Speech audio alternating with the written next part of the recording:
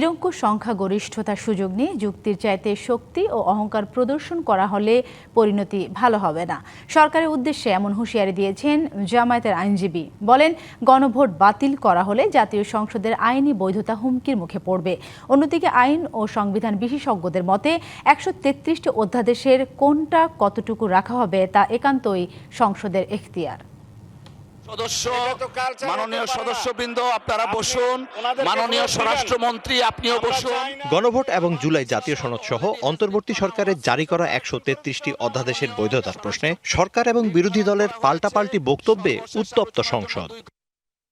এরই মাঝে বিগত সরকারের জারি করা অধ্যাদেশের মধ্যে ৭৪টি পাস, ৩টি বাতিল, ১২টি অকার্যকর, ১৩টি সংশোধন সাপেক্ষে অনুমোদন, ৩১টি পরবর্তী সংসদে উত্থাপন করার সিদ্ধান্ত নিয়েছে জাতীয় সংসদের বিশেষ কমিটি। সেই ধারাবাহিকতায় হাইকোর্টে সংবাদ সম্মেলনের আয়োজন করেন জামায়াতের আইনজীবীরা। তাদের দাবি, গণভোট বাতিল হলে বৈধতা হারাবে নতুন সংসদ। এইগুলো এতভাবে ইন্টারলিঙ্কড, একটাকে যদি আরেকটা থেকে আলাদা করা হয় তাহলে আরেকটা অটোমেটিক মৃত্যুবরণ করবে। These are like inseparable twin. Majority যদি কারো থাকে, তারা যদি যুক্তির চাইতে অহংকার আর শক্তি প্রদর্শন করেন, এটা শেষ পর্যন্ত জাতিগতভাবে ভালো কোনো রেজাল্ট দেয় না। তবে দাবির সঙ্গে একমত নন এই সংবিধান বিশেষজ্ঞ। একটা আর একটার সঙ্গে পলিটিক্যাল কমিটমেন্টের জায়গা থেকে আপনি বলতে পারেন জড়িত, কিন্তু লিগ্যাল ইস্যুতে জাতীয় সংসদের সঙ্গে অন্য কিছু তুলনা করে লাভ নেই, কারণ বাকি সবগুলোর বৈধতা আসবে জাতীয় সংসদ থেকে। বিচার বিভাগের পৃথক সচিবালয় এবং বিচারপতি নিয়োগ অধ্যাদেশ অকার্যকরে সরকারের নেতিবাচক ভাবনার কঠোর সমালোচনা করেন শিশির মনির। নগদ নিয়ে এলো হার না মানা হার অফার। সর্বনিম্ন ১০,০০০ টাকা রেমিটেন্স নগদে পাঠালে থাকছে স্বর্ণের হার জেতার সুযোগ।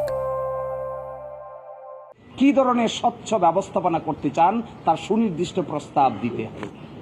আর সুনির্দিষ্ট ব্যবস্থাপনা বের না করে বর্তমানে স্ট্রাকচারটাকে নষ্ট করতে চাওয়াটা আমাদের উচ্চ আদালতকে ধ্বংস করার আরেকটা নতুন সিস্টেম জারি করতে চাচ্ছে। অবশ্য বিচার বিভাগের স্বাধীনতার জন্য বর্তমান সরকারের অঙ্গীকারের কথা মনে করিয়ে দেন ডক্টর জাহেদ ইকবাল। একটা স্বাধীন বিচার বিভাগ প্রতিষ্ঠা এবং সেইটা প্রতিষ্ঠার জন্য যে সকল লজিস্টিক বা যা দরকার সেটা করতে হবে, কারণ এটা তো ন্যাশনেরও অ্যাসপিরেশন, একই সঙ্গে যারা এই এখন সরকার পরিচালনা করছে তাদেরও কমিটমেন্টের জায়গা এটা। অন্যদিকে গণভোট এবং জুলাই জাতীয় সনদ বাস্তবায়ন আদেশের বৈধতার প্রশ্নে এক রিট আবেদনের উপর এরই মধ্যে রুল জারি করেছে হাইকোর্টের একটি দ্বৈত bench. Mizan Ahmed, TVC news, Dhaka.